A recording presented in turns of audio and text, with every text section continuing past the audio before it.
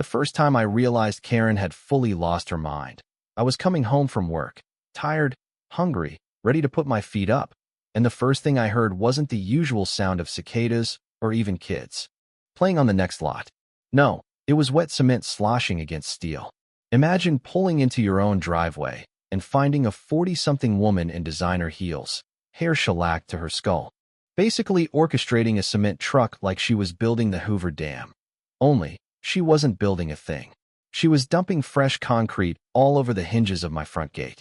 My gate. The one I welded myself after months of HOA threats about aesthetic compliance. For a solid 10 seconds, I genuinely thought I was dreaming or losing it. You know what I mean? Karen was so focused, barking at the workers, arms folded tight, bossing them around like some mall cop on a power trip, that she didn't even notice me at first. More. Seal it in. I don't want that gate opening. Again, she shouted, like she was running her own private prison. I just sat in my truck, engine idling, watching her dig her own grave, and honestly, I was halfway between rage and admiration for the sheer audacity. When she finally spotted me, her whole face shifted into that smug, condescending grin, like she'd caught a kid stealing cookies, not, vandalizing private property. "Oh, you're home," she said, all sweet poison. "You're pouring cement on my gate." I shot back, flat as a plank. She wagged a finger at me like I was 5. "Correction, I'm fixing a community safety issue. That gate is non-compliant. The HOA has ruled. I'm just making sure you follow through."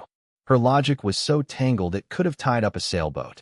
Thing is, Karen always thought she was 2 steps ahead.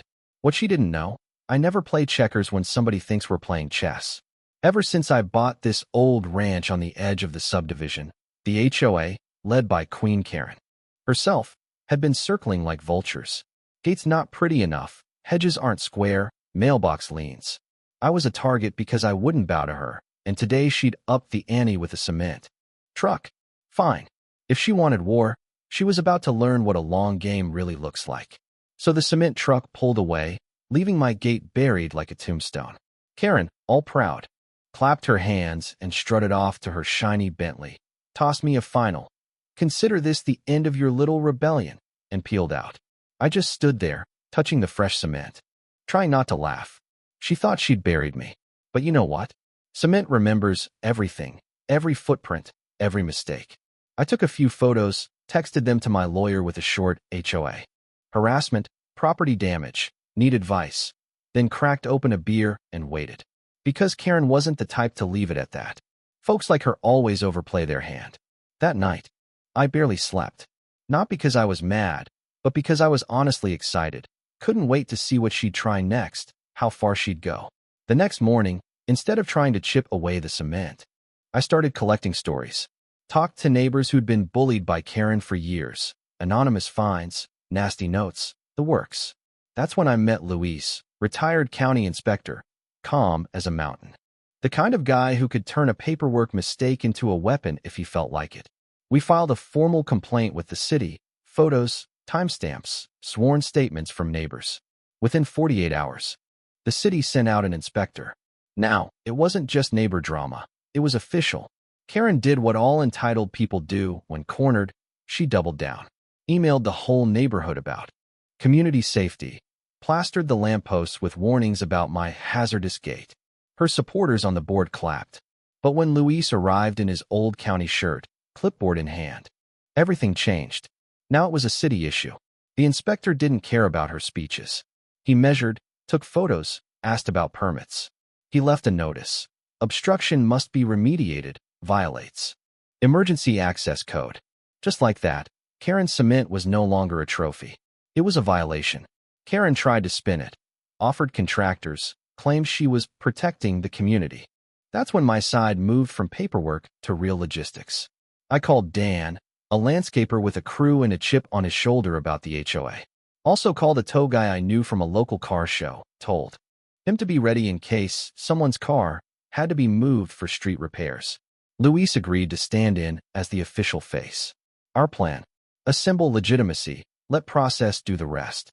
Early next morning, Karen showed up in her Bentley, parking right in the work zone so everyone would see her. The crew started chipping away, careful, professional. That's when we hit twist number 1. Dan's guys uncovered a cracked municipal access rod leaking under the slab. Suddenly, this wasn't just HOA drama. Now, it was a safety hazard.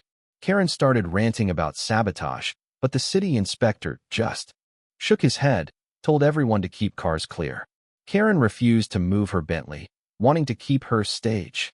When she finally tried to reposition it herself, she ended up sinking a wheel into soft ground. Not stuck, but humiliated, a little slice of poetic justice. A few days later, Karen escalated, showed up with a rented compressor and a jackhammer, trying to fix the mess herself and steal the narrative back. She waved at me, hollered, "Since you can't handle your own property, I'm fixing it for you." I didn't argue, just filmed. Within minutes, she chipped away enough cement to expose the mangled hinges. Then the jackhammer slipped, gouged into the public street, threw sparks everywhere. Karen lost it, accused me of sabotage. But my video caught everything. Her reckless grandstanding, her Bentley parked like a show pony, her tantrum when the compressor's trailer rolled forward and crunched her bumper right in front of everyone. Later that night, I played the footage at the HOA board meeting. Even her allies had to admit she'd gone off the rails. The vote to rescind her safety ordinance was unanimous. The city stuck her with the bill for street repairs, slab removal, the whole circus. She called it government extortion in a neighborhood email, but the city wasn't bluffing. They put a lien on her property. And suddenly, the whispers started. Was Karen in trouble financially? Was she really untouchable? Then came her community restoration day, her final play. Flyers everywhere, bounce house, food trucks, the whole deal. She made a big speech about restoring order. But as fate would have it, a food truck parked on a slope, brake cable got snagged, and the truck rolled, slow at first, then picking up speed, right into Karen's Bentley, smashing it in front of half the neighborhood. Total silence, except for Karen screaming. Someone posted the video to Facebook with the caption, "When karma arrives at 20 miles per hour." The comments? Brutal. The city tacked those damages onto her lien. Insurance wouldn't touch it. By the end of the month, Karen had resigned from the HOA. Her yard was overgrown. Her Bentley sat tarped and dented like a monument to hubris. Neighbors started coming over, swapping stories, finally breathing easier. I got my gate fixed, new steel, welded hinges, stronger than before. Karen? She kept her head down, sunglasses on, no more memos, no more speeches. And every time I walk through that new gate, I remember how she tried to bury me in cement. Funny thing is, she just ended up pouring it over her own life. People like Karen, they always think they're writing the script. But sometimes, you just gotta sit back, watch the show, and let karma handle the final act. So what do you think? Was I right to play the long game? Or should I have gone after her more directly? Ever dealt with a neighbor like that? Drop your thoughts below. Let's hear your take on justice, community, and what you'd do if someone tried to cement you out of your own home.